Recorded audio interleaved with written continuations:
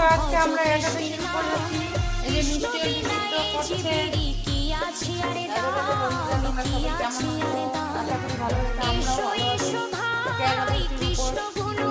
সেবা নিব। দেখো এই যে মিষ্টি আলু সিদ্ধ,